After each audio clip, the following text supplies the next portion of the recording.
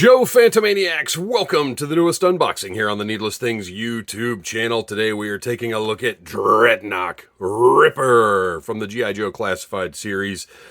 Very excited about this one. Actually very excited about both of the G.I. Joe reviews I've got going on this week. Shockwave is up next. Ripper, obviously, he's a Dreadnok. He's different. He is within what we've gotten in Classified. The Dreadnoks have a very different look and feel and are just different kinds of figures. They're far outside the military action fantasy realm. There's something different, and that's exciting to me. I like to see it. Great art going on here. On the side, you can see his smiley face contact lens going on, a little bit of extra weirdness. Back of the box, got everything that's included, and I've got the QR code that, as far as I know, is I don't care that much about what this may end up being, but as far as I know, it still just goes to Hasbro's website. Not even Pulse, just Hasbro's website. So there you go. There is the box. Still looks good. Still like this style of box, but I do have to admit, I'm excited for the windows to come back. It's just nice to be able to see the figure, especially when you're in a store. Not that I really ever get Classified figures from stores. This is a 99% online purchase for me at this point. I mean, I barely see them in stores. Really, it's getting a little better. I take that back. The last couple waves have probably popped up here and there. Wow, he looks really good. I'm very excited about this. Okay. Oh, man, I really like the colors they went with. How he has kind of a darker palette than Buzzer. He's got his own look, but he is maintaining the sort of punk biker aesthetic that the Buzzer figure had. And obviously is true to what Ripper looks like at first glance. Beautiful grayscale art. I have finally piled these up and am getting ready for disposal. I just can't keep them all. They're cool, but there's just nothing to be done with them. They're taking up space. So those are going to be going out Tuesday. And here we go. Feels good. Right out of the box. Plastic feel is good. Ooh, his spikes are spiky. They're a little more pointy than I expected. I like it. It actually makes it a little challenging to move some of these joints because you're poking yourself. You can see I've got, maybe you can see. There you go. It's putting dents in my finger, which is cool because, I mean, obviously they're a little bit softer plastic, but it's not as soft and mushy as I would have expected. So that's actually, I dig that. That's great.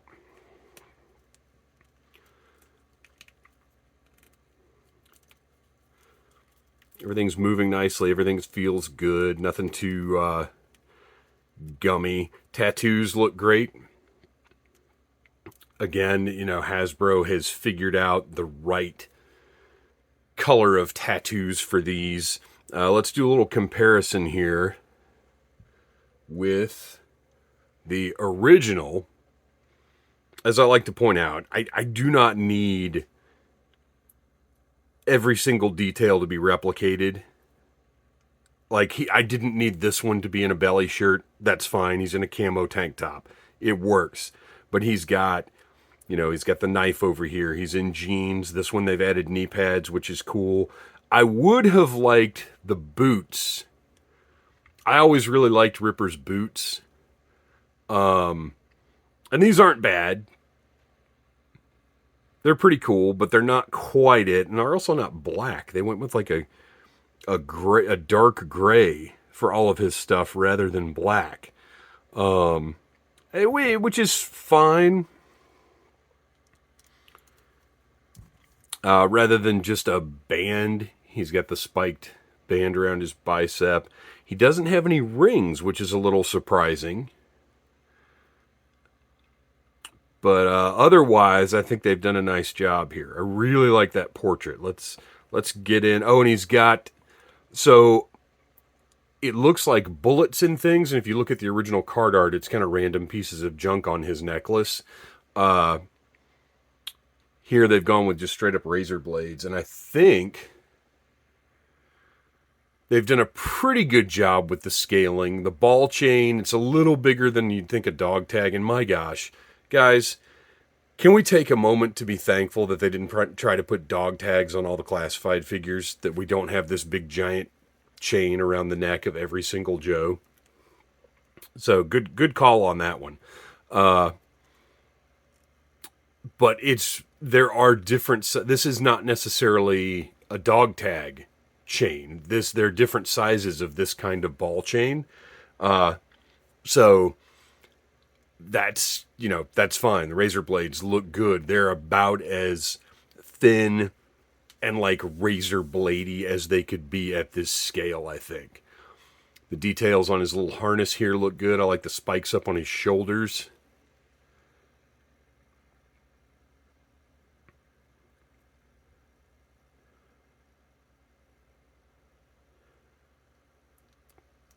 Tattoo looks really good.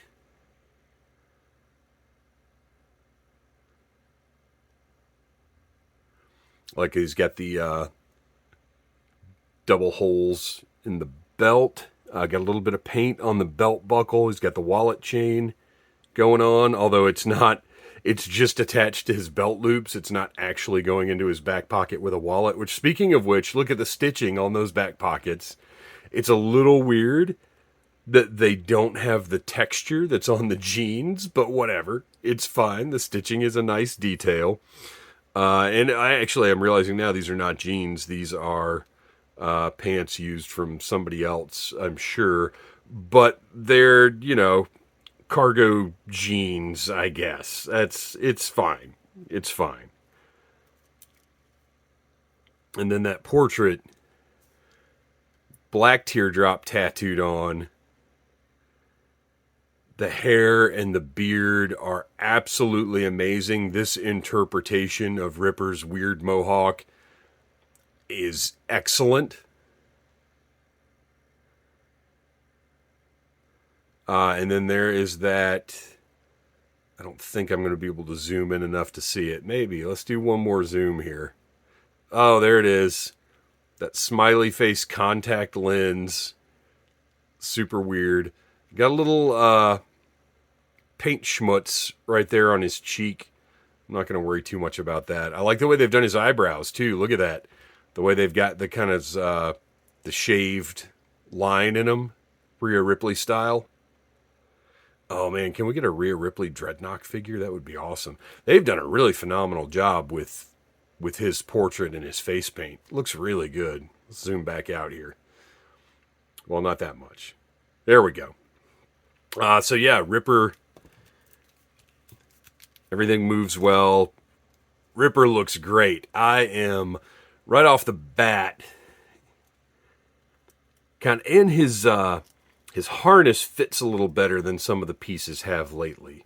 It's a little more snug. It doesn't slip around quite as easily. I like that. Although his holster is just falling right down his leg, but whatever. It's all right. Okay, let's take a look at these accessories.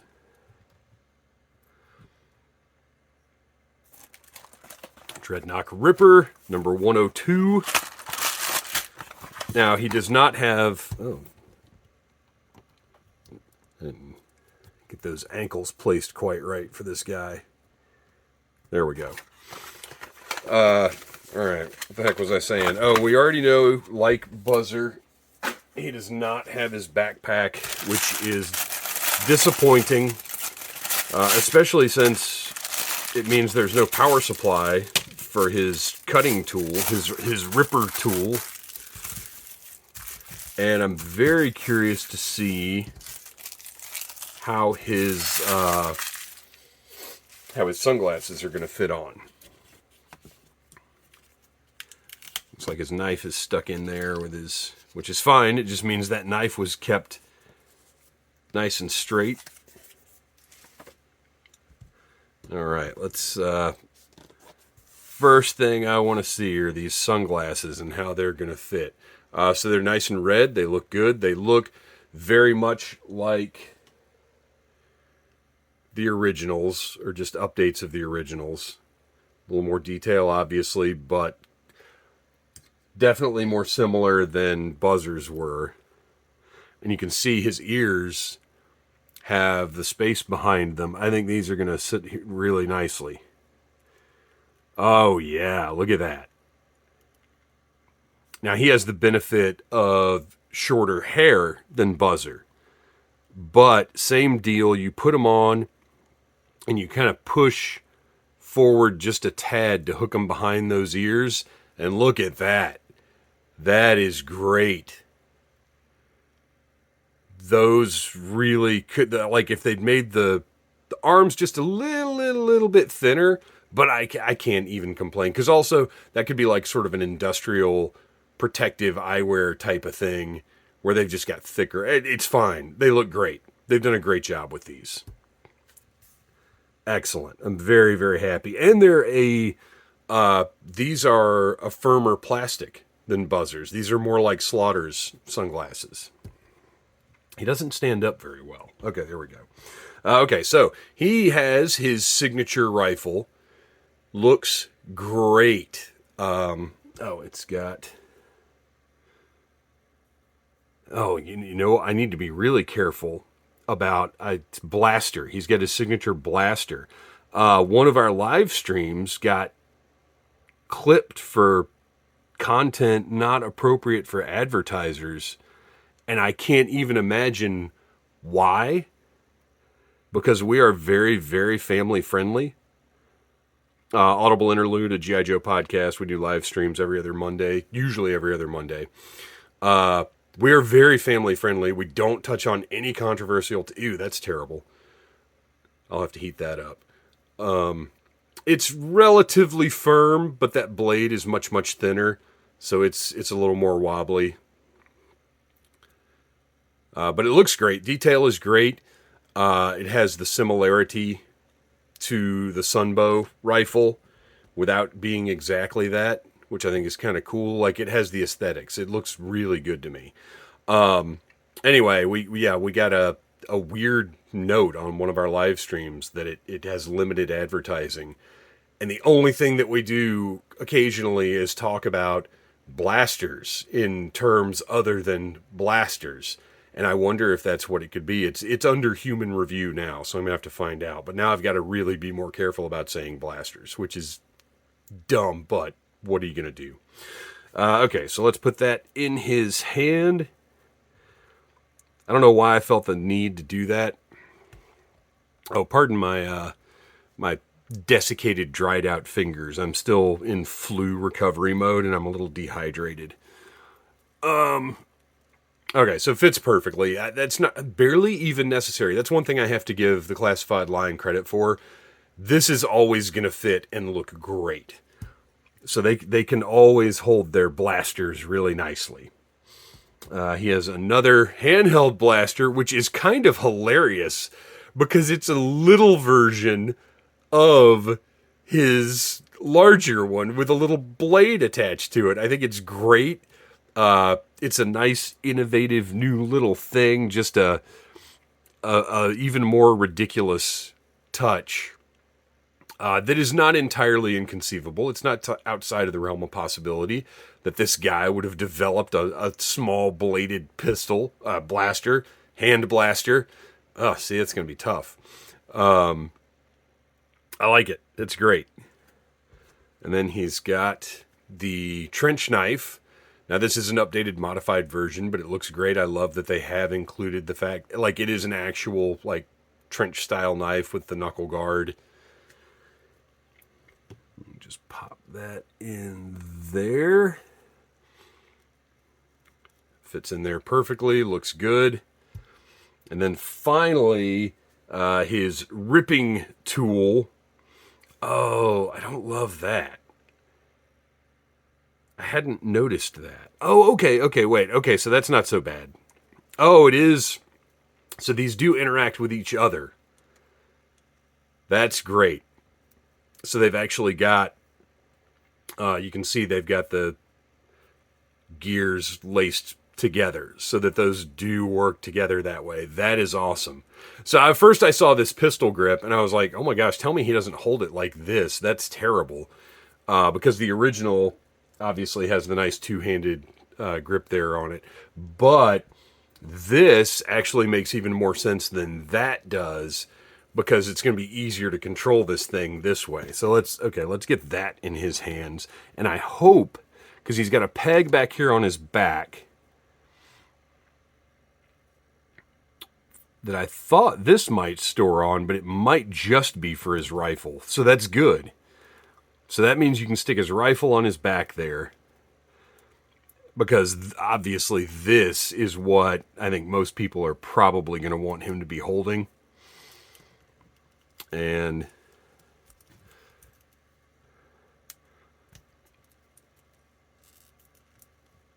I'll do a little more work to get it looking a little better, but I love it.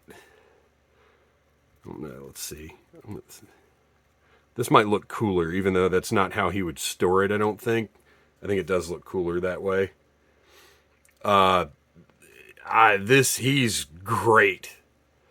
I don't even totally miss the backpack, because the way they've designed this is so it looks like it's all contained here. Like, it doesn't have a power supply. It runs off of gas or whatever. Whoop, went too far out. Ripper is great. I don't miss the backpack. I like him being able to have the rifle on his back. The Ripper, they nailed it. I wasn't disappointed with well, no, I was disappointed with Buzzer. I was. There were just some things that felt like they didn't quite work, but Ripper, they've nailed it as far as I'm concerned. He is awesome. He's a must-have. One and done. I don't feel any need for any kind of retro version. This is a great classified upgrade of the original design. Great job, Hasbro. Thanks for watching, everybody. Please like, subscribe, share, tell your friends about Needless Things. Come back tomorrow for my review of Shockwave, and just keep on drinking that grape soda. Oh yeah. Smash that like button if you like Needless Things.